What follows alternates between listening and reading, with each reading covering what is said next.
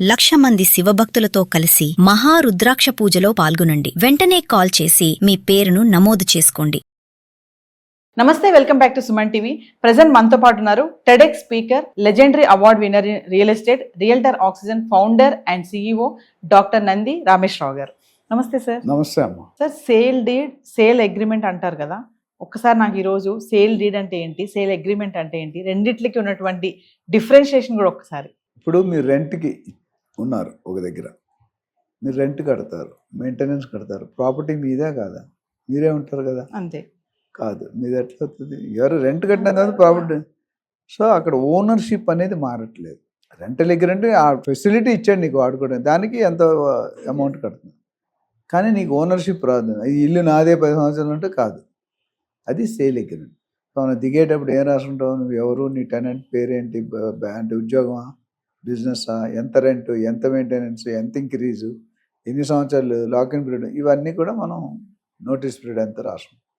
Sale డీడ్కి వచ్చేసరికి transfer of ownership. అంటే నువ్వు 100% డబ్బులు ఇప్పుడు ఫస్ట్ బుక్ చేసుకోగానే అడ్వాన్స్ ఇచ్చాక 20% కంటే సేల్ అగ్రిమెంట్ వస్తుంది.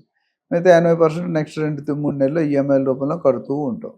100 లాస్ట్ పైసా కట్టాక నీ బాధ్యత అయిపోతే బిల్డర్ దగ్గర నుండి నీకు ఓనర్షిప్ వస్తుంది. అంతవరకు బిల్డర్ పేరు మీద లేదా సెల్లర్ పేరు మీద ఉంటుంది. అది కట్టాక నీకు డాక్యుమెంట్ వస్తుంది. సబ్ రిజిస్టర్ ఆఫీస్లో రిజిస్టర్ చేసుకొని కొన్ని డాక్యుమెంటేషన్ ఇచ్చి మీ థంబ్ ఇంప్రెషన్ ఇచ్చి అది సేల్ డీడ్. సో అక్కడ ఏంటంటే ఆ లాస్ట్ రూపాయి కట్టిన దగ్గర ఆ ప్రాపర్టీ నీది, హక్కులు నీకు వచ్చాయి.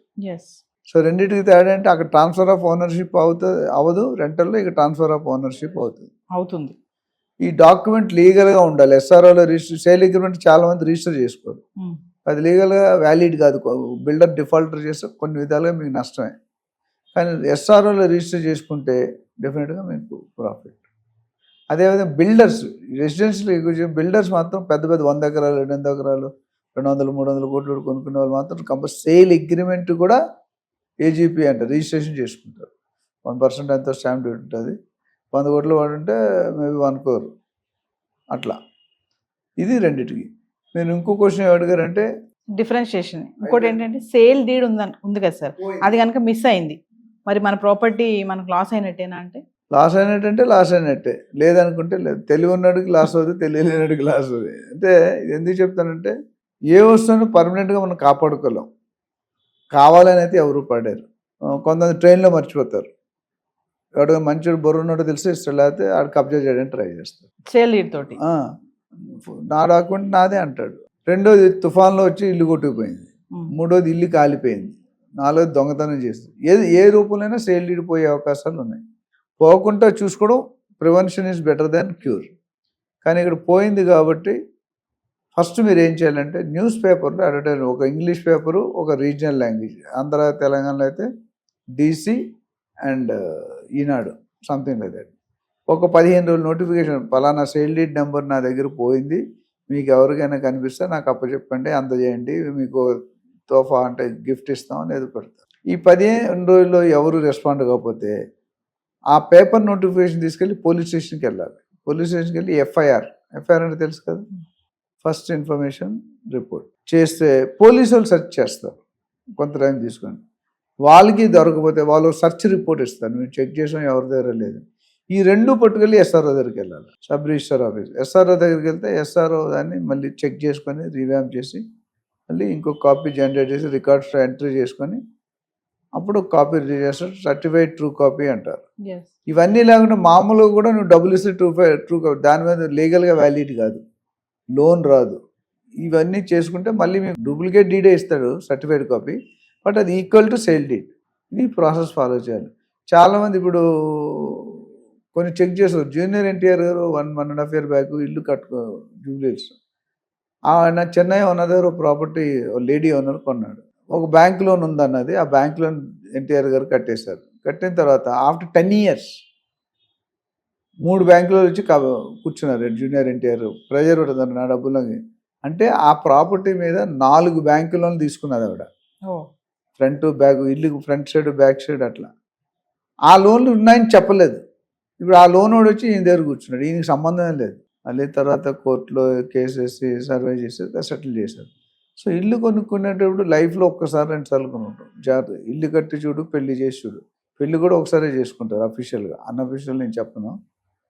ఓకే, సో అందుకని ఇల్లుకి పెళ్ళికి నేను చాలాసార్లు చెప్పాను, నేను రియల్ ఎస్టేట్ని పెళ్ళిని కంపేర్ చేస్తాను. రియల్ ఎస్టేట్లో ఏమో స్క్వేర్ ఫీట్ రేట్ మాట్లాడతారు, పెళ్ళిలో కట్నం మాట్లాడతారు, ఇక్కడ సారీ గురించి మాట్లాడతారు, అక్కడ ఎమ్యూనిటీస్ గురించి మాట్లాడతారు, ఇక్కడ నా అల్లుడికి ఏ బండి ఇష్టం అంటారు, అక్కడ వెహికల్ పార్కింగ్ అంటారు. సో ఇట్లా పోలిస్తే పెళ్ళి ఇల్లు ఇంచుమించు ఒకటే. అందుకని పెద్దవాళ్ళు సామెత, ఇల్లు కట్టి చూడు పెళ్లి చేసి. మన పెద్దవాళ్ళన్న ప్రతి మాటకు కూడా చాలా అర్థాలు ఉన్నాయి. చాలా అర్థం చేసుకున్నాడు బాగుపడతాడు. సో ఓవరాల్గా సేల్ డీడ్ అనేది చాలా కీ అండ్ లాక్లో పెట్టుకోవాలి. కొంతమంది తెలియని వాళ్ళు కలర్ జిరాక్స్ తీసి పెట్టుకోండి, మంచిదే. కలర్ జిరాక్స్ కలరే ఉంటుంది. నువ్వు కోటింగ్ మేకప్ వేసుకున్నావు అనుకోండి, యాంకర్ ఎంతకాలం ఉంటుంది, డ్యూటీకి వెళ్ళిన దాకా కూడా ఉంటుంది, కట్టిన గంటలు మళ్ళీ కవరింగే. ఓకే, సో ఇక్కడ జెరాక్స్ కాపీ పెట్టుకోవాలి, జెరాక్స్ కాపీ కూడా పెట్టుకోవాలి. ఎమర్జెన్సీలో అది పోయిన వేళ ఇది మీ ప్రూఫ్ ఉంటుంది. లేదంటే కూడా మీరు సేల్ డీడ్ నెంబర్ చెప్తే కనుక వాళ్ళు మీకు హెల్ప్ చేస్తారు. సో డాక్యుమెంట్ అనేది చాలా ఇంపార్టెంట్. ఎందుకంటే అది డబ్బులే పేపర్ రూపంలో ఉన్నాయి. 10 కోట్ల ప్రాపర్టీ ఉంది బిల్డింగ్, మీ సేల్ డీడ్ ఉందంటే అది మనీతో సమానం. కానీ మనం నెగ్లెక్ట్ చేస్తే, English if you don't take care of your belongings somebody else will take care. అన్ని విధాలుగా నేను డీటెయిల్గా చెప్పను, కానీ మీ సామాన్లు భద్రతగా చూసుకోవచ్చు. రోడ్డు మీద పెట్టేశారు మొబైల్ని, ఇప్పుడు ఎత్తుకెళ్తాడు, నా ఓనర్షిప్ లేదు కదా అక్కడ. ఇక్కడ కూడా డాక్యుమెంట్స్ అనేవాళ్ళు ఎవరికి ఇవ్వకూడదు, లాకర్లో పెట్టుకోవాలి, 1-2 జాగాల్లో వేరే దగ్గర పెట్టుకోవాలి. అండ్ దాని కేర్ మీ ఫేట్ బాగోపోతే ఎక్కడ పెట్టు, ఇంట్లో ఉన్న పాము వచ్చి కుట్టేస్తారు, చచ్చిపోతాను. So better to be safe. చిత్రగుప్తి మన లెక్కలన్నీ వేస్తున్నాడు. నువ్వు 4 రోజులు అలాగే మిగతా ఛానల్లో మాట్లాడతాను, కరెక్టే, మరి ఏదో ఛానల్లో మాట్లాడాలి కదా. ఇప్పుడు నువ్వు నన్ను కేర్ తీసుకొని నేను వేరే దగ్గరికి వెళ్ళి మాట్లాడతావు కదా, నువ్వు రెగ్యులర్గా మాట్లాడితే ఆ టాపిక్లు వేరే వాళ్ళు మాట్లాడాను. సో జోక్స్ అపార్ట్, నేనేదంటే ఈ డాక్యుమెంట్ చాలా భద్రంగా పెట్టుకోవాలి. తీసుకోవచ్చు, మనం కనుక్కునే మెథడ్ ఉంది, తిరిగి తెచ్చుకునే ఒక, బట్ ఒక ప్రొసీజర్, డబ్బులు ఖర్చు పెట్టాలి, టైము, టెన్షను, దినగండం. దొరకపోతే ఈ ప్రాపర్టీ వేరే వాడికి కబ్జా వాడికి పడింది అనుకో, వాడికి కౌంటర్ వేస్తారు. సినిమాలో మనం చూసాం ఆల్రెడీ, కబ్జా అంటాం. ఒక మినిస్టర్ ఉండేవాడు పాత 30-40 years, ఆయన రోడ్డు మీద కార్లో వెళ్తుంటే ఆ జాగా ఖాళీ జెండా పాతేస్తాడు ఆయన. జెండా పాతేసి వాళ్ళతో మాట్లాడి 10 రూపాయలు వస్తే నీ రూపాయి ఇస్తా, బయటకు వెళ్ళి, లేకపోతే ఖతం అయిపోతాం. రియల్ ఎస్టేట్ ఎంత మంచిదో అంత చెడ్డది కూడా. Thank you.